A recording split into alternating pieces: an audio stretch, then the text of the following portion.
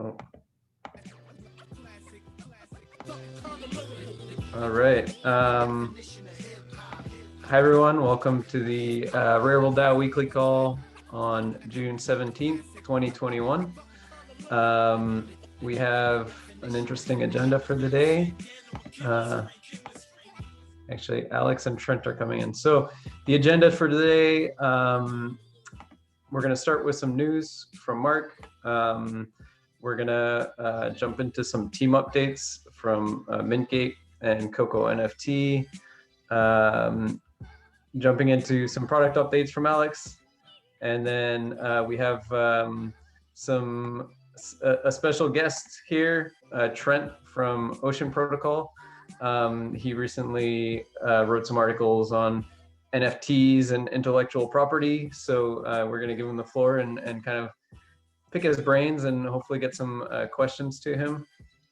And then finally, we're going to give the floor to Max, who's been working on kind of the communication strategy for the DAO. So that's going to be the agenda for today. So Mark, you want to take it away and start with the news?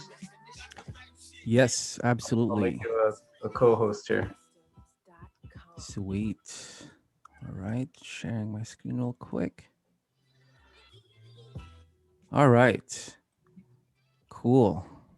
Thanks, Eric. So NFT news. So this right here, I'm pretty sure guys, you know what this is the rare alien CryptoPunk that was sold over at Sotheby's for $11.8 million. Very OG piece. I think, I'm pretty sure you guys know that this piece was released pre-COVID. And I think considering where we're at right now, I feel like this piece right here is resonating with people with the face mask and everything. So yeah, I mean, CryptoPunks always valuable, one of the OG NFTs for sure. Next up would be this initiative, or rather, an event from Nft Marketplace Foundation. This one is called the Digital Diaspora. It's an exhibition celebrating Black liberation and creativity, using Afrofuturism as a guiding principle. The Digital Diaspora is intent on empowering and increasing equity for Black artists by illuminating their influence on culture. So, great initiative, great move for diversity in the NFT art space. And here are the artworks. Pretty eclectic and pretty varied. And the next up would be Pleaser DAO. I'm sure we've been I've certainly featured the DAO, their DAO, in the past NFT news, and I think their latest purchase is the the Doge NFT, which is this one, the OG Doge image. So a little about the image. It's the original image that started the meme. This photo is of the Shiba Inu Kabosu, and was taken by her owner Atsuko Sato on February 13th, 2010. After sharing it to her personal blog alongside a series of other famous images under the title "Taking a Walk with Kabosu-chan," these photos went on to kickstart the Doge meme and have circulated the web ever since. So pretty iconic, and it sold for 4 million USD. The winner is Pleaser DAO, and I believe the profits would go to charity. So pretty cool. Next up is I saw this new NFT marketplace that is focused on music, but built on the Tezos blockchain. As you can see here, they're onboarding a lot of mainstream and pop artists. Quincy Jones, HERGEZ. Who else is on here? John Legend, TLC, Jacob Collier. So yeah, interesting. It's I guess with this marketplace, it prides itself as a eco-responsible NFT because they're using Tezos. So yeah, it's pretty interesting. I found this portal, or rather a platform, where you can get the most detailed NFT market data and also the latest news. So you can explore asset ratings, collection stats. It's really great for NFT analytic nerds. Next up is Tim Berners-Lee. He is, I believe, the coder of World Wide Web. So right here, he's been credited with inventing the internet and will be auctioning off the historical 30-year-old source code of the World Wide Web in the form of an NFT.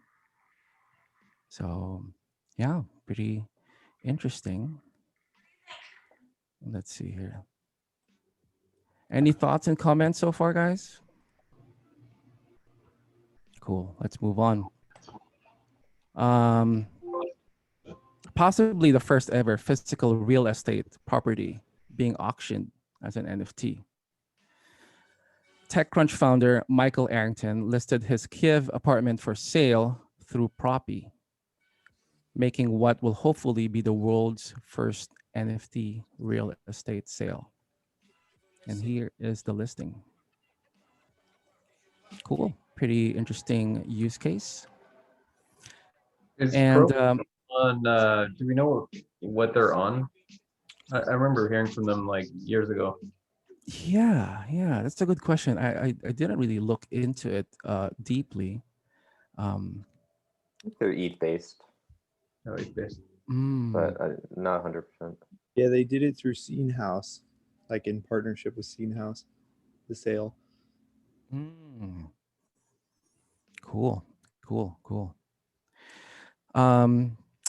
Last but not the least, our community members and friends over at MintGate actually released a new feature introducing NFT tickets.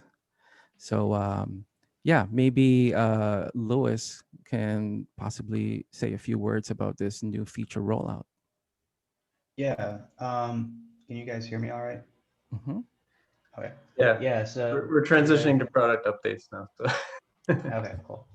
Change Yeah, we recently launched this by request from a lot of our users, and a lot of our investors have also been suggesting this as a good idea and makes a lot of sense. So pretty straightforward. We have a QR code, and that you can access that QR code through NFT access.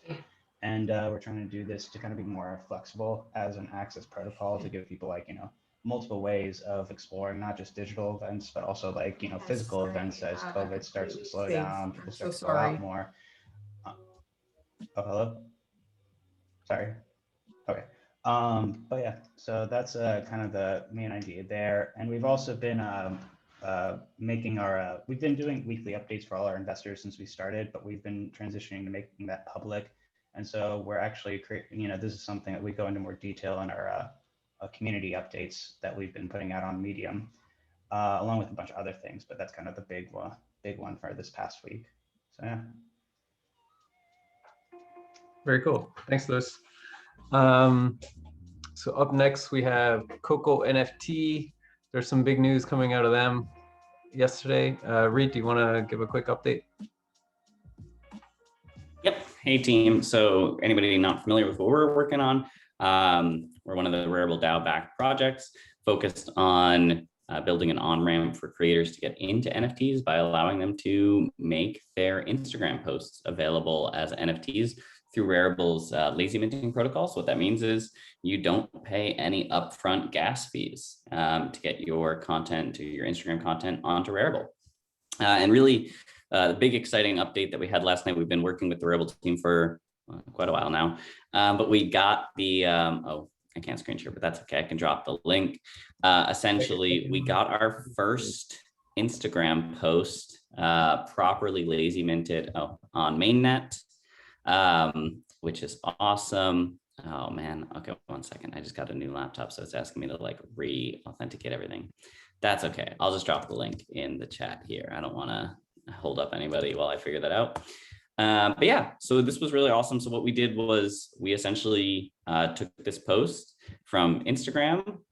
We lazy minted it through the Rarible protocol, and then our own wallet actually like purchased it from one of our founders, just as a way to test that we could purchase it. And then we also resold it, and everything's kind of working as expected here. So we're kind of taking this, there's a few things we needed to kind of further work on, but just a pretty big step forward of getting the actual lazy minting protocol working as expected, which is awesome to see on mainnet. Like this isn't Ropsten or Rinkeby or something like that. Like we actually got it out there.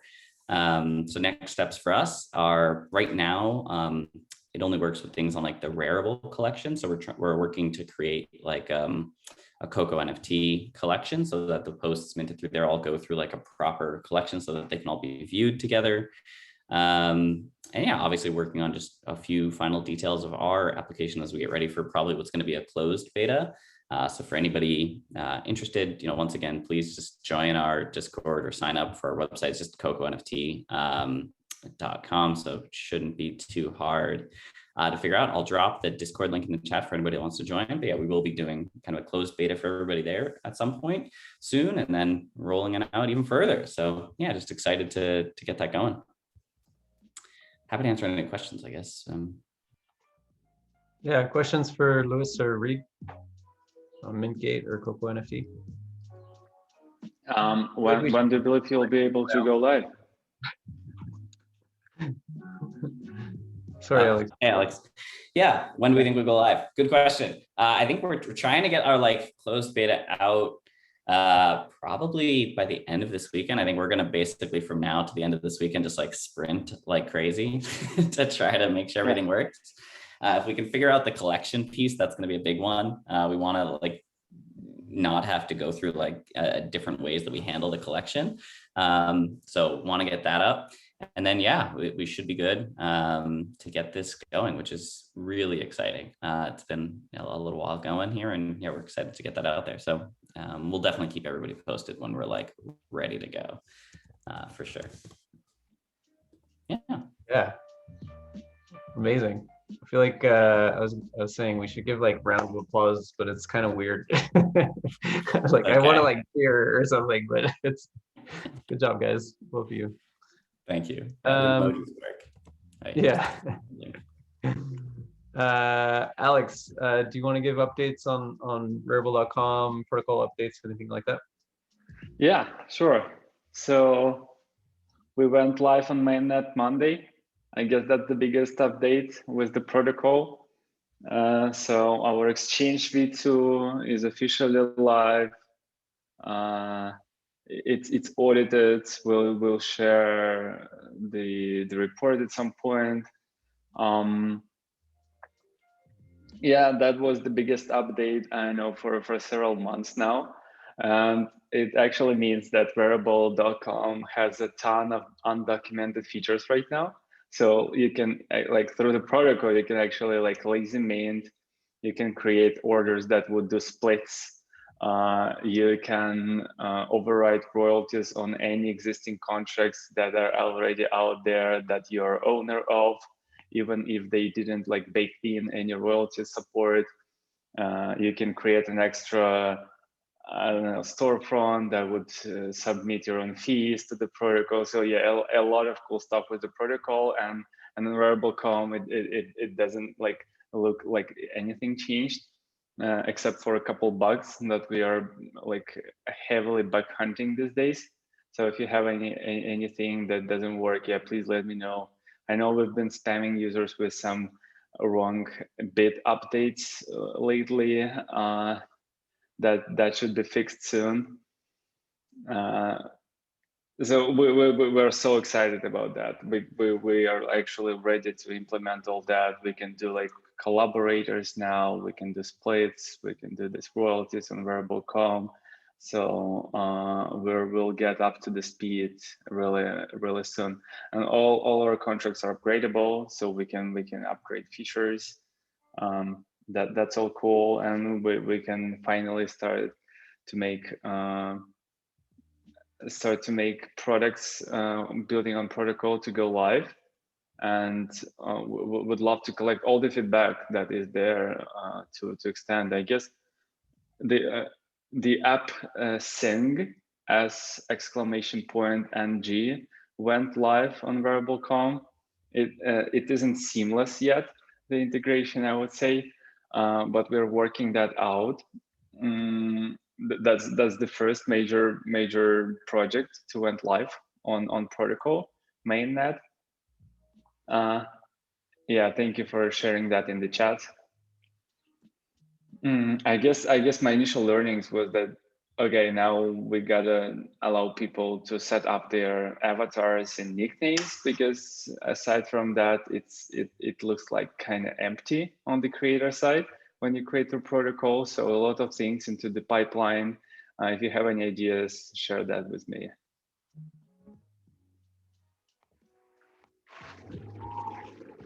Right, you've been on mute, but I don't know. It's okay. I've got it lip reading. So yeah, that's all on the updates. Great job. Really, really exciting. I think we're finally flipping that page, and there's a lot of really interesting things ahead. So congrats, everyone who worked on that. All right.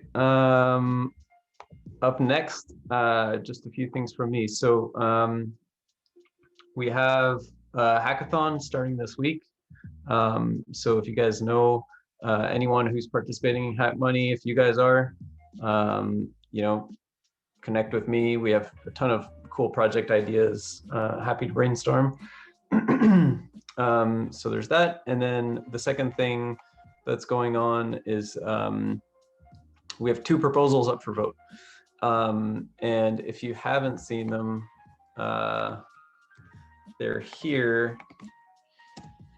And they really, to me, they demonstrate the fragility of our governance process right now, because both of them had like broad support, and because participation is still very low, one person in both those proposals downvoted them, and it's a large token holder, and basically like they're both failing now, which is quite disappointing that one person can do that. But it's the stage we're at, and you know it shows the importance of how important delegation is in our situation, so that we can get delegations to people and votes to people who you know are in the weeds, like people in this group. So if you haven't voted and you have some Rarity tokens, yeah, it would be awesome to see the support on these proposals. We can pause here. Any questions or comments for either Alex or myself?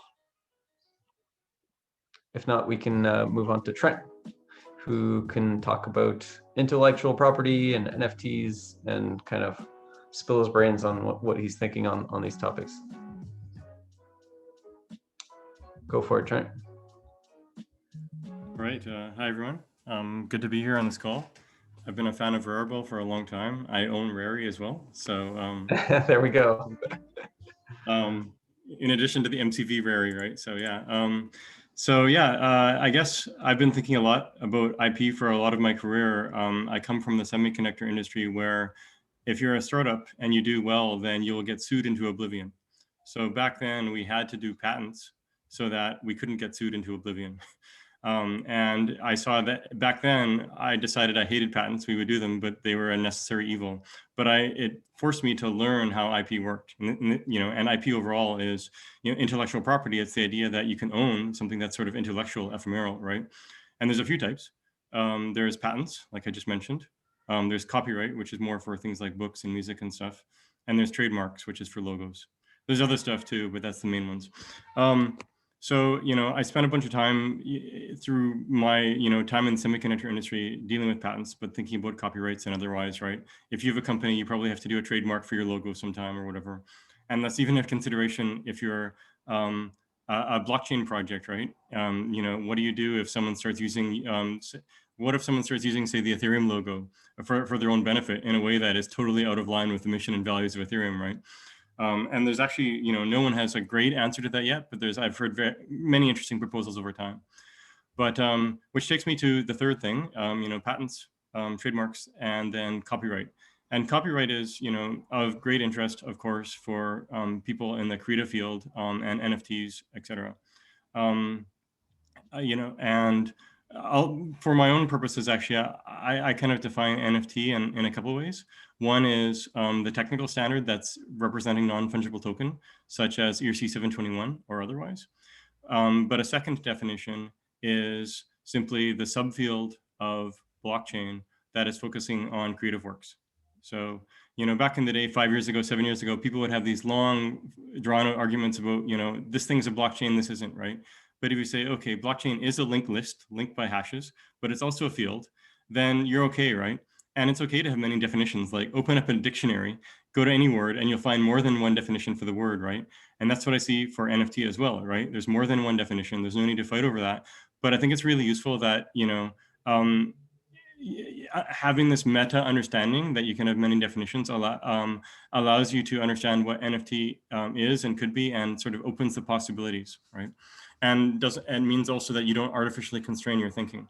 And why I say this, for example, is, there's NFTs that are being used for the non-creative space, things like centrifuge for contracts. That's fine, that's still NFT. And there's also work being done in the creative space that isn't ERC 721, such as, say, RIC's tape token, or Unisocks. And otherwise. So those are, part of the creative blockchain space, which has now become, seen as NFT, and that's fine, right? So for IP then, and in particular copyright IP, you can ask yourself, is it helpful? Does it get in the way, et cetera, right? And, a bit of history about copyright. It was invented to protect creators back in the day, right? Because what was happening was, it was in the early days of the Industrial Revolution in England, actually, where people were making, modifications of steam engines and all this other stuff, and then other people would copy that and steal, and then the inventor would end up penniless, right? And around the same time, this was also happening with people writing books, et cetera, right? So, and then, authors couldn't feed themselves. They'd have to, go on dog and pony shows to feed themselves or whatever. And that's kind of too bad. So, the IP system evolved to support, to protect these intellectual ideas, this intellectual property for creators, whether it was creators of books, of music, of inventions, whatever, right? What has happened over time is that it has become, more and more complicated, et cetera. And it feels very big and heavy now, right? Because, people, if you want to have copyright, you think you have to have a 100-page contract or something, right? So it's this big, scary, daunting thing, right? And my wife actually is a professional curator, worked at the Louvre, all this sort of thing, and dealt a lot with artists, both creating physical art and digital art and so on. And she would often run into people being confused. For example, a collector bought a DVD with an image, and he paid $10,000 for it. And he accidentally scratched the DVD and it wouldn't play anymore. So he went to the artist and said, hey, my DVD is scratched. And the artist said, well, sorry, you bought the artifact, the DVD itself, right? So there was, confusion around that, right? What did he actually buy? Was it the physical artifact? Was it the IP itself, et cetera, right? And then also, if you say, okay, well, what about having a specific contract between, the artist themselves and, say, the gallery, like the artist and the collector, with the gallery as an intermediary? Well, some galleries do this, but it's super rare. And to put these contracts together in a decent way costs thousands of dollars or more, and most people in the industry just don't think about that, right?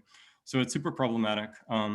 And, you know, and then the question persists, right? Like the question of how do you collect digital art? And this was an elephant in the room problem in 2013, even in 2010 and even before, right? And it has a long history, by the way, right?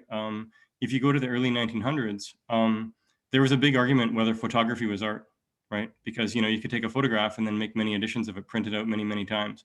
But it took 20, 30, 40 years. And finally, the art establishment decided that, yes, it was okay to call photography art, right? And what was cool was the existing copyright laws accounted for that. No problem, no problem, right?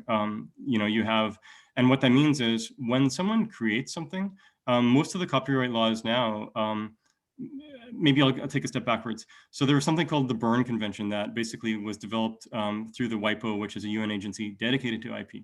So they created this Berne Convention, which basically is a bunch of guidelines around copyright. And then each country implements those guidelines with their own rules, right? And so USA has their own rules and Germany has their own rules, et cetera, et cetera, et cetera. So here's a really cool thing.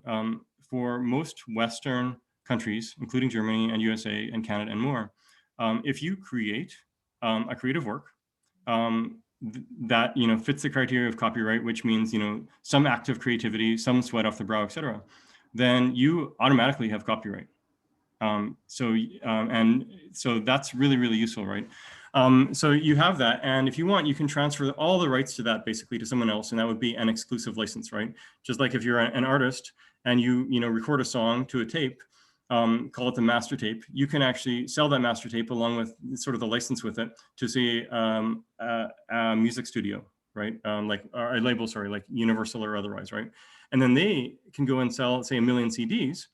And each of those CDs has its own sub-license against that base IP, right? So there's the base IP, which is either the copyright or an exclusive right, like the label would have, and then sub-licenses, right?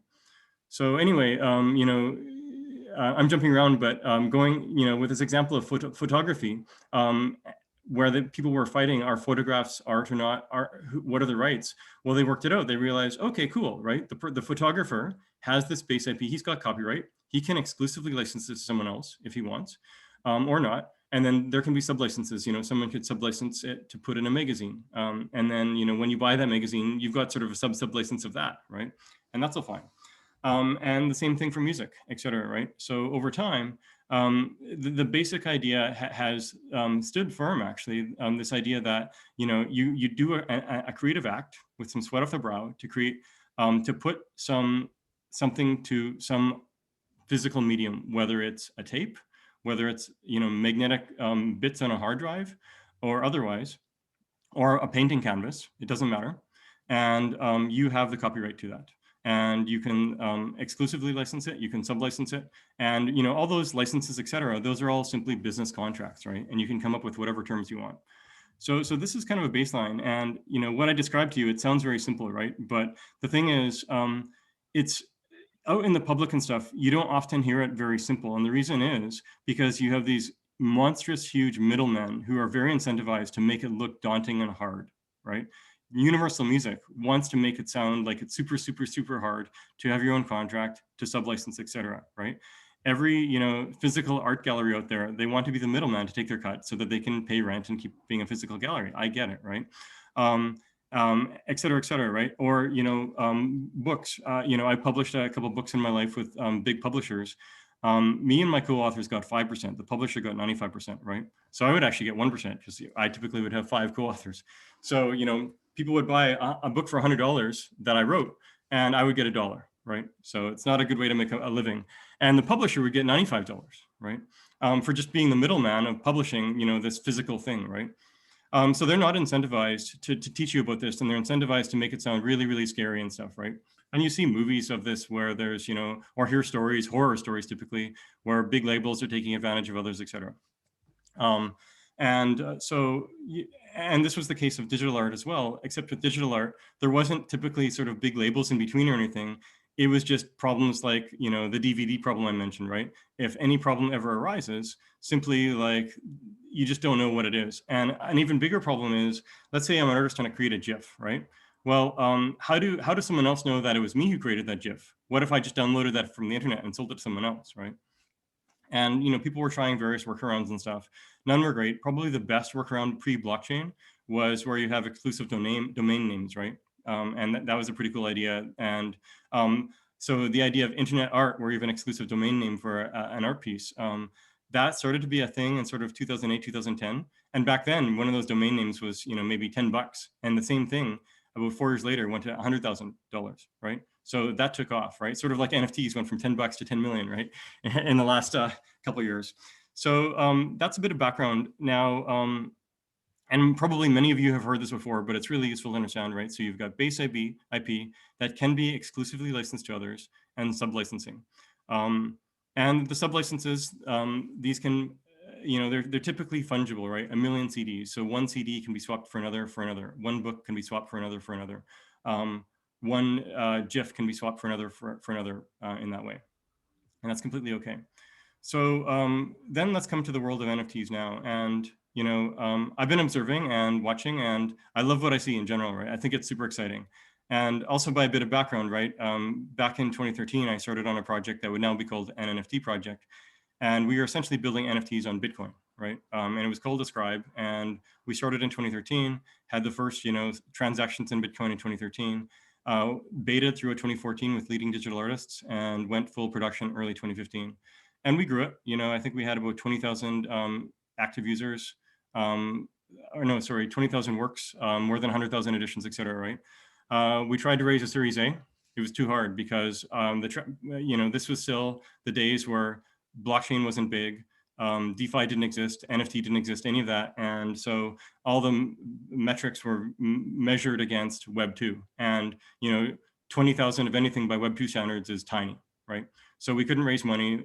We pivoted to something else, and we kept the service running called Ascribe. When we saw the rise of NFT with many other platforms that came down the pipe afterwards for digital art, things like Super Rare and Known Origin and others, we're like, great, we can finally wind down the site. And Rarible too, right? So we actually wound it down about 2 years ago now or so. And just because there was lots of other great stuff out there, and we helped transition the artists that had been on Ascribe.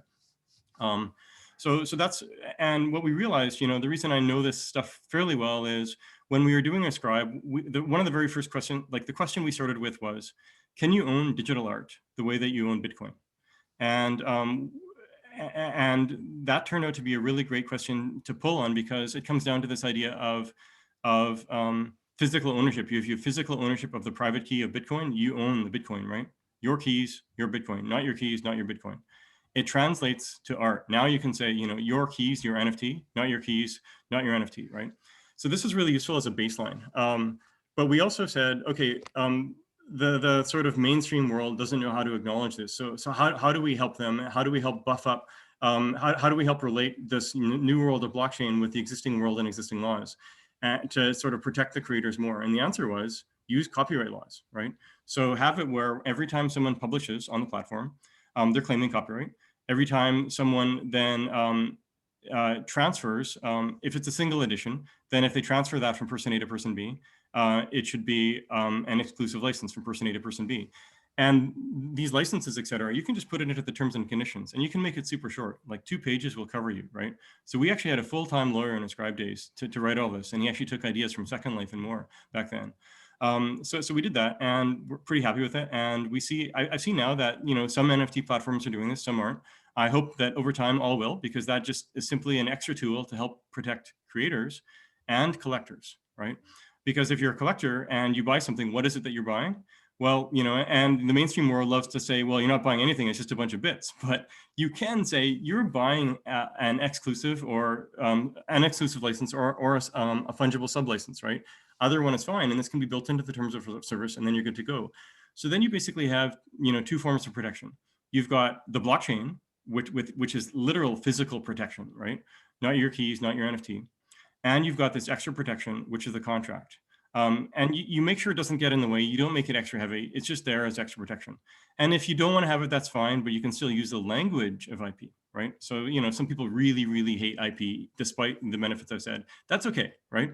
But you can use the language of the idea of, copyright and exclusive license and sub-license, et cetera. And this is really, really useful language, because what you can do then is you can say, okay, I've got these different things. I've got, claiming copyright. I've got an exclusive transfer license. I've got many limited editions. fungible limited editions if you want. I've got transfer of a fungible limited edition, et cetera, right? Then you can say, how do I implement this in a blockchain, right? And guess what? ERC 721 is not the only answer. And by the way, ERC 1155 generally confuses things because it makes shades of gray between the idea of a non-fungible license and a fungible license, right? So what I did in these articles then is I wrote 3 articles in a row. The first one, the first half talked about sort of what I laid out just now, right? About, you know, the world of IP and all that, basically, and what it means with ownership, et cetera. Reconciling, you know, past history with now.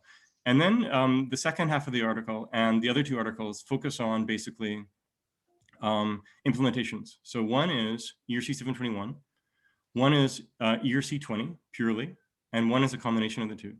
And each way to implement has its own strengths and weaknesses. So, you know, normally when we think NFTs, we think purely ERC 721, but then we're missing things like RAC and Unisocks and a bunch of other stuff, right? So how do you reconcile this? The main way is say, okay, you need some way to claim copyright. You need some way to sublicense. If you have limited editions, you need to have some way of saying, what does it mean to have a limited edition, to transfer that, et cetera. So, and I'll just very briefly describe what each of those are. And I'll link to all of this afterwards. So with ERC 721, it actually, so there's limited editions and there's single edition, right? If you're going for just single edition, ERC 721 is pretty much the best way to go. And there's riffs on it too, but you know, it's pretty straightforward and stuff, right? So, but that's a very good choice. Because it's kind of initially designed that way, right? Like non-fungible token standard. Once you have limited editions, depending who you ask, they can be fungible or not, right? So if if edition 3 and edition 4, typically those have the same price, especially quite often, NFT platforms don't even care about the serial number, right? If you go to NBA Top Shots, you can't even see what the edition number is, right?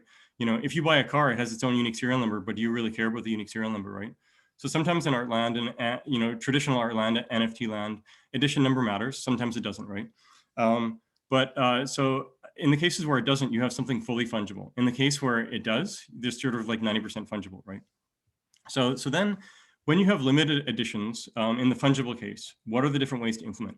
And there are 3 that I see. There's actually more, but 3 that are sort of the most straightforward way to think about it. One is what's happening a lot right now, which is ERC 721. So what's happening basically is the artist registers, publishes, say 10, they have an ERC 721 contract. And then on that single contract, they have that piece 10 times, right? Index 1, index 2, all the way to index 10, right? That's typically a way to do it. You could also have 10 different ERC 721 contracts, each with 1 index, et cetera, right? So that's one. And that, you know, that can work. It's very nice to track the provenance of things, but pricing, you're losing out on the biggest benefit of fungibility, right? So if you walk into a supermarket, you see, you know, a bunch of identical apples sitting side by side, then they're each going to be at the same price, 75 cents or whatever, right? Or golf balls or candies or whatever, right? They're all the same price. And that's the idea of fungibility, right? So, and the same thing is the case for, say, 10 or 1,000 editions of an artwork, right? Especially if you don't care about the edition number. You know, edition 32 is the same thing as edition 35. So basically, why not leverage fungibility there directly, right? And so that's, you know, so if you're using ERC 721, you're missing out on that. But you have benefits, you know, benefits that the first thing is you can track provenance very nicely of the ownership of each of these things. That's very nice. As well as, you know, wallets these days have very good ERC 721 support. And because part of the ERC 721 standard has image as sort of the core part of the standard, then that image is rendered in the wallet nicely compared to if you have something like ERC 20, it doesn't have it. So that's the first. The next is you say, okay, well, can we use ERC 20 to represent this? Yeah. 2 minutes. Okay, 2 minutes. Okay, sure. Thanks. Thanks for guidance. So the answer is yes. You know, RAC tape token and Unisocks are good examples, right? And the idea there is if you have 1.0 of these things, you can go and redeem them. But the big benefit here is that you can use AMMs to price them, but then you can also have stable coins against them, et cetera, et cetera, et cetera, right?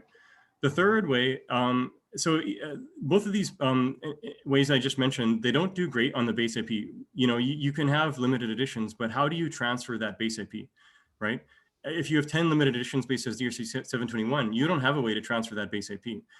With ERC20, you have to change ERC20 to owner. But there's a third way, which is you claim copyright by deploying a new ERC721 contract. And then for the fungible editions afterwards, you have ERC20, right? And by you can have 10 of them, you can have 1,000 of them, whatever. And you can even have decimals equals 18, because then you can actually directly leverage AMMs for pricing and stuff, right? As long as you show up with 1.0 of these tokens to redeem, right? And that's quite nice, because then you're managing base IP very nicely. You're also getting the benefits of AMM-based pricing and staking. And staking is a powerful thing, right? You get staking out of the box. And I see that as kind of, you know, a really nice way to go, right? So if you're having limited editions, single editions, ERC721 straight out makes sense. Probably if you want the, you know, best of all worlds, it's ERC721 plus ERC20 together. Of course, there's additional complexity on this in the smart contract side and everything above, but once it's there, it's a much cleaner mental model to work with, right? So, you know, the base IP is non-fungible. So you represent it with a non-fungible token standard, ERC721. And the fungible sublicenses you represent with a fungible token standard, ERC20. So that's what the articles talk about. Yeah, you know, with Ocean, we actually, this ERC20, the second option I mentioned, we actually built that, right? So Ocean itself, Ocean Market, is actually an NFT platform using ERC20s, focusing on data. So this is why we know this well, right? And now, though, because of feedback from our users, they want to manage that base IP better. So we're working on basically having ERC721 to represent this base IP. But this is all open source. We encourage people to, you know, fork this, play with this, use the contracts however you want, right? So we're happy to iterate and share notes and so on, right? So with that, I'll stop. Thanks for your time. Hopefully you guys found that useful. The blog posts go into a lot more detail, and feel free to reach out to me as well. So here's the links to everything here. Yeah, I'll stop there. Super interesting. I didn't know OceanProtocol was an NFT related to NFTs anyway, so that's really cool. Yeah. Well, we don't market it as such because it would confuse people, right? Like, you know, we use AMM, so are we DeFi? But we do data. And we also, you know, we're moving towards using ERC721s, right? And we're always IP. So we simply just don't want to confuse people. And our main focus is data. So, but that said, under the hood, we've got, you know, affordances for DeFi and for NFT space and so on, right? And that's why, you know, we're like, it makes it extra easy for us to collaborate with people who are directly in NFT space and directly in DeFi space, etc. I can open it up for questions. Yeah. So when I stumbled upon the Ocean Protocol and I read your landing page, one thought that was glaring at me, like, can we somehow make a private metadata with your tech? So there are a lot of like NFTs that want to some content to be available only for the owner. Basically, like there is a big glaring gap in the NFT space that IP rights, like some of them are public, but most of them are private. You have rights and you have the actual content, and sometimes you show that content to the other people, but mostly you keep it to yourself. So what can be the reliable way to build something like that into the NFT world? Yes, so we've actually had people, you know, our users asking for this for privacy of the data itself, but that doesn't work as well for, you know, the art space and stuff. So we've addressed that sort of with something we call compute to data, but then privacy of the metadata. So when doing ERC20, right, ERC20 doesn't have built-in support for metadata. And actually, if you look closely at ERC721, it doesn't have great support, right? It points to a URL where you have to serve stuff up through the URL and stuff. So it's not great either. So in both cases, you kind of have to have your own affordances to handle this. And so based on the feedback of our users, we've said, you know what? Oh yeah, so by the way, for ERC20, how we do metadata is we have a contract called DDO.sol, and it's one big JSON blob sitting on chain. And then people, it's keyed by, you know, the different IDs. And if you're the person who published a particular data asset or IP asset in general, you're able to edit that metadata, okay? And only that metadata. And that's one part. But if we have a feature that is actually being used by some users already, actually, where when you publish, that metadata itself can be encrypted. And then you can use this in a few different ways, right? One way is we have a user, one marketplace that's forked off of Ocean Market Frontend, and they want it where they don't want other marketplaces to use the data they have. So because the metadata on chain, if it's all open, then any marketplace can set up and view stuff, and we like that as a good default, right? But some places want to be their own silos, and we get that, for their business models and so on. Fine. We don't bias to it, but we still want to support it. So the use case there is that the marketplace, they have the key to encrypt the metadata and to decrypt, and then the users of their metadata can, the users of their marketplace can go in and buy and sell data or whatever, right? And so that's one way, but because the way the code is structured, you could have it where it's directly, rather than the marketplace managing it, it can be the publisher or otherwise too, right? Right. So I'll have to stop there because we have another topic, but super interesting. I'm personally really interested in this whole space. Yeah, I don't know if there is a way that Rarible Protocol could, we could work together in some capacity, but yeah, I think it's super fascinating. Next up, Max, to finish it off. Yeah. You have 9 minutes here to go over the Okay, I'll keep it short. you've been working on. Sure. Can you make me host? Awesome. Yep, got it. Thanks a lot, Trent. Yeah, super interesting, Trent. A lot of information. Very cool. Okay, so quick comms update. So we've been working on this with Mark, actually, also with Eric. There's 2 topics I want to discuss. First off, we've been crafting the session for the mission vision, which we want to have on July 5th, 12th, and 19th. I shared the forms with you. We already have 14 signups. I'll drop it into the chat afterwards as well. If anyone else would like to join, I'll quickly show you guys what we've done already. So we've created this Miro board. We want to have 3 sessions, one on the vision, one on the mission, and one on the values. And have kind of this collaborative exercise like we've had in the past, that Eric did in one of the community calls. Everyone just putting down some information, some ideas on Post-it notes, classifying things, discussing, and coming out with some output that we crafted collectively. I won't go into the exercises because that will take too long. So we also started drafting some questions to shape the comm strategy for the DAO with Mark. And we also wanted to get, feedback from the community today. So we wrote down a few, open questions. First of all, why do we communicate? I think the main thing here, and feel free to, jump in, Mark, but also anyone else who would like to add anything. So why do we communicate? We want to grow the Rarible DAO and the ecosystem. And this is also linked to the mission and vision that we will define together. The question about who do we communicate to, so our audiences. We thought about different groups here. So we have obviously developers, the innovators that are creating new projects on top of the protocol, also protocol integrations. We have the creator and culture side, also where we have the news, and also where Creator Collective is playing a good role. We have investors and funders. We have collectors. And we have governance people / DAO nerds, and the general crypto crowd, and also non-crypto native crowd that we would like to attract because it is so interdisciplinary. The question about what do we want to communicate about? So we thought about a few topics or themes. First off, protocol updates, showcases. So this is really the projects that are building, the educational topics. So, what is an NFT, etc. How can you start building? The DAO updates. So this is really more about the DAO and the news. And finally, to tie everything together, we thought, across all of these topics, we would like, when we communicate, that we really inspire people, that we always link it back to the future of Web3, and that it's educational. So this is kind of the narrative we would like to see, across all our themes. Now, the how, we started thinking as well about it, what is our DAO identity?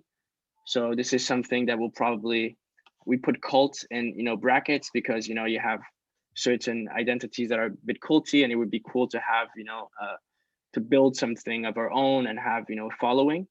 It is potentially also something that will, come with time, that will grow organically, but it's still something we were thinking about already. How do we want to, market ourselves, and how do we want to, how do we want others to see us? And we were thinking of, other protocols or projects like Zora, for example, is very culty. Obviously, we won't be the same, but there's like some inspiration from other areas as well. We can take in. Questions about when and how do we communicate. We were thinking of doing kind of campaigns, so themes, same themes we discussed a bit earlier, but where we would go into communicate about different themes over time, and also go and do this through all the different channels. So the newsletter, we're publishing the weekly articles, the weekly updates, our tweets, calls and YouTube videos, and educational content. This is also the same as where do we communicate. And then finally, we were thinking about, how do we measure success? There's some very measurable metrics, like how engaged is a DAO? Is the membership growing? Do we have engagement in the Discord? Do we have our followers growing? Our open rated newsletter? But also, there's a Mark found this, and this was pretty cool, also from a compound grant proposal, where it's also about know it when you see it, and this is kind of the goodwill, right? Like, do we actually? It's not something that we can per se measure, but we'll know when it's there. Yeah, I don't want to dive too deep into this, but I would like to hear from you guys if you have any feedback. I think we have 4 minutes left. What do you think of this first presentation? We want to sharpen this, and we'll come back to you afterwards, but we want to involve everyone and see if this makes sense. Thanks a lot, Max. Yeah, we can open it up for a few minutes. Any thoughts, first impressions?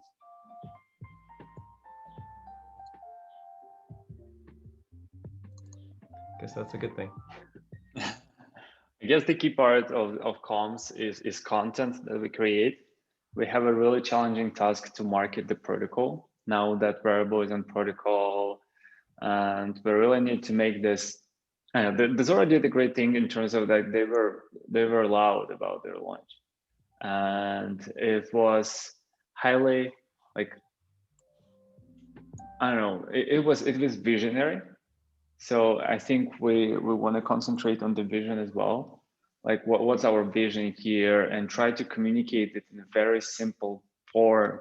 Like, we want to be this, and to be, so it's a tough job to incorporate all of that, to be loud and precise and clean and elegant and in the communication, and for it to be beautiful. I guess those are important points. Yeah, no, that's right, Alex. I think the workshops that we're planning with Max and with Eric aims to really find our mission, our values, and so I feel like once we actually nail that, collectively, it would be easier for us to actually communicate that loudly, as you said, in very elegant ways, I mean, again, for example, Zora, to me, at least from an outsider point of view, it seemed like the mission came first and then the technology came right after. Yeah. And so that was I guess not the only path, but a path that they took.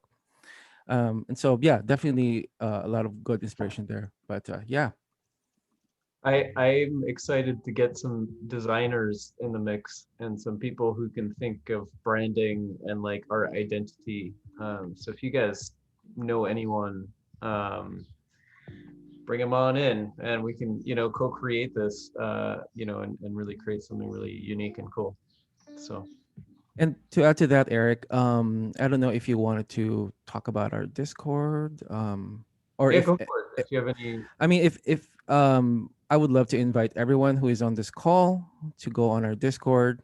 I will link the invite link on the chats. And yeah, I mean, let's continue conversations there. We have a lot of cool stuff that we're actually cooking. So yeah, hope to see you there. All right.